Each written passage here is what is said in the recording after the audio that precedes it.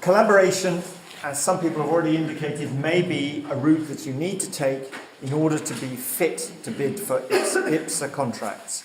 The problem with collaboration is that it is a difficult, complex and time-consuming process, and it is likely to make you less efficient in terms of how you deliver your service because you're having to liaise with another organisation, and there are costs in terms of working out whether you can work with the other organisation, documenting your relationship with the other organisation.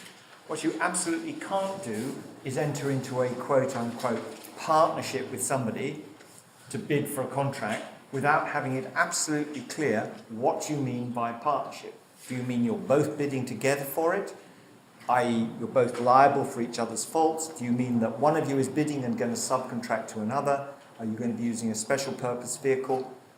Collaboration has been touted as a way in which smaller voluntary sector organisations can survive in a difficult environment. It's a very challenging way of trying to survive in that environment, and it is one which you should enter with open eyes. Now, your value system may mean you're prepared to pay these costs associated with that, but unfortunately, it is not a simple solution to the problems that you face here. Is anybody here involved in collaborations?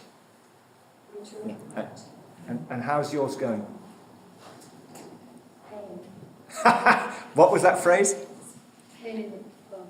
That is exactly the answer that I expected to get. The phrase was, people didn't hear, pain the phrase in the was, bum. it was a pain in the bum. It is extremely hard to manage. So, I'm afraid it is a possible consequence of this whole process, and that's why we have these slides, even though she wanted to cut them out.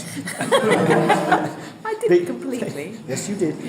But I'm afraid the much better solution, although it's often, let's jump through, is to create some form of merger or group structure.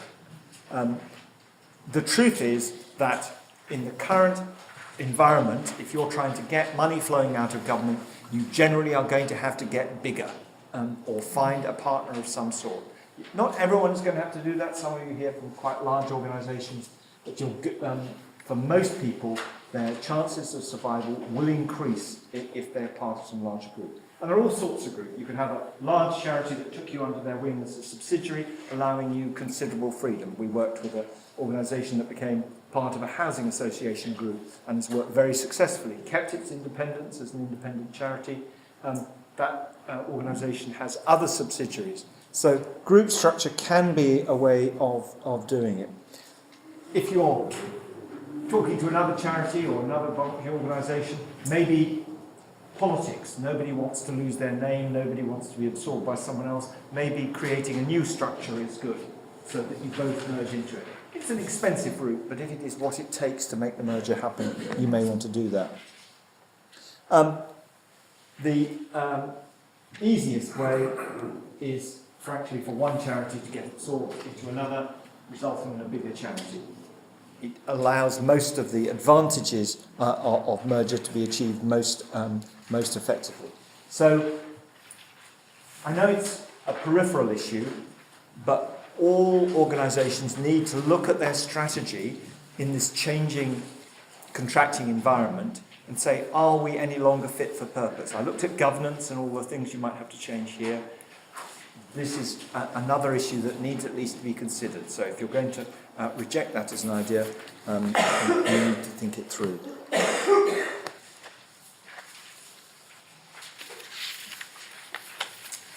Okay,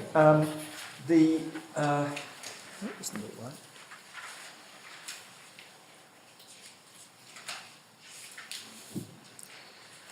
You're going to have to do a clause-by-clause analysis of what the requirements of the contract are going to mean for the way you operate.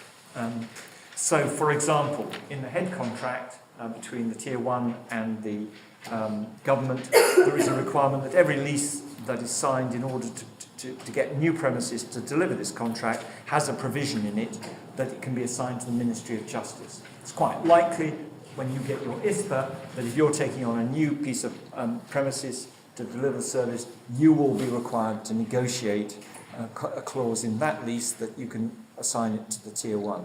So there are going to be a very large range of implications. So there's a penalty system called service credit. It doesn't sound like a penalty, but that's what it is. So if something isn't done, there's a deduction. You're going to need to work out whether the method by which that service credit deduction is calculated is fair and reasonable and sustainable. There are clauses there about not damaging the reputation of the Ministry of Justice. Well, some of you may believe that part of your mission is damaging the reputation of the Ministry of Justice. So you need to think about how that part of that mission is going to be affected. You need to think very carefully about the model that the payments are going to be paid to the Tier 1. The Tier 1 has to bid, and it has to bid on a kind of a graph in which the fixed payments, if I can call them that, gradually tail off and the payment by results grow. It also has to include a year-by-year efficiency saving. So if you win one of these contracts, the likelihood is you'll get less money each year to do the same thing. So are you going to be able to organise yourselves in ways that allows you to achieve the necessary year-on-year savings? And how will you be able to cope with the payment by results? So you need to do some careful risk analysis and very careful accounting to say what are the implications of all this, how are we going to achieve these savings going forward if we've got, for example, a staff-heavy set of costs, and where we believe that all the staff that we currently have are going to continue to be necessary. We're going to be imposing reductions in compensation or other terms of employment on your staff. How are you going to do that? What are the implications for your organisation? The whole thing has to be delivered to good industry practice. What is good industry practice? Can you draw direct conclusions as to what is good industry practice in your area? If somebody challenges you and say that's not good enough, how are you going to evidence that what you're doing is up to good industry practice standards? And you're going to have to do a whole series of other things, including special audit requirements, which you're going to need to discuss with your own accounts people and with your own auditors and work out whether there are cost implications. Documents and records are key. Obviously, you need to work out how you're going to report, but do remember that somebody could come back to you years after the event and challenge the amount you've been paid on the basis that there was some evidence that, as you've heard with some other of the primes, that the service allegedly delivered wasn't delivered. Are you going to be able to prove in 5 years' time that you did deliver care to or services to 15 offenders during the month of November 2015? You've got to have a process of retaining and being able to identify that documentation. Intellectual property. As has been said, many of my clients believe that their processes, their ideas, the systems they use, their manuals are all enormously valuable and it would be terrible if they lost them. Well, the good news is, if you've already created them, they belong to you. So you're not going to have to worry about stuff you've already created.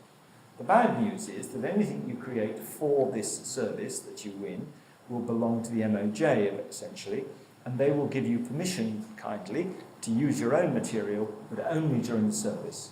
So, for example, if you built up a service with a particular set of intellectual property documents, then if you lost this contract and won another contract somewhere else, you couldn't transfer, technically, you couldn't transfer the use of that intellectual property.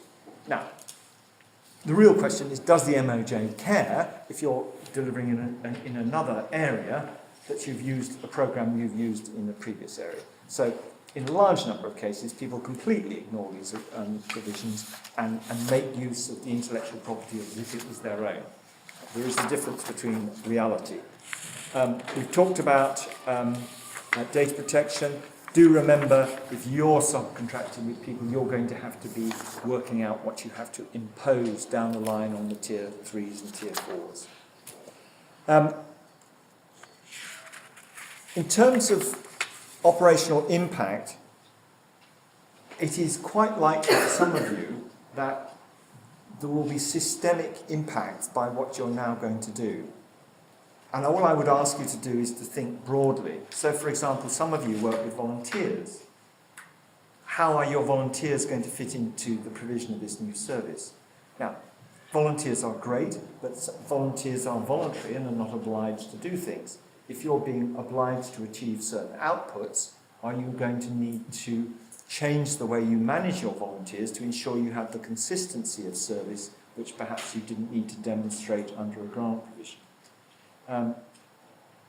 Somebody talked about self-employed people. Are you using consultants? How will you involve them in the obligations that you've got? Remember that if you use someone on a self-employed basis, all the usual rules that work with an employee don't work with a self-employed person. So, for example, if a self-employed person creates a piece of intellectual property, they write a presentation, a database or whatever, they will own it. You've got a problem. You're supposed to have passed the ownership on to the MOJ. You've got to ensure that you've passed through to your subcontractors the issues. There is a lot more that can be said, but it is time to finish.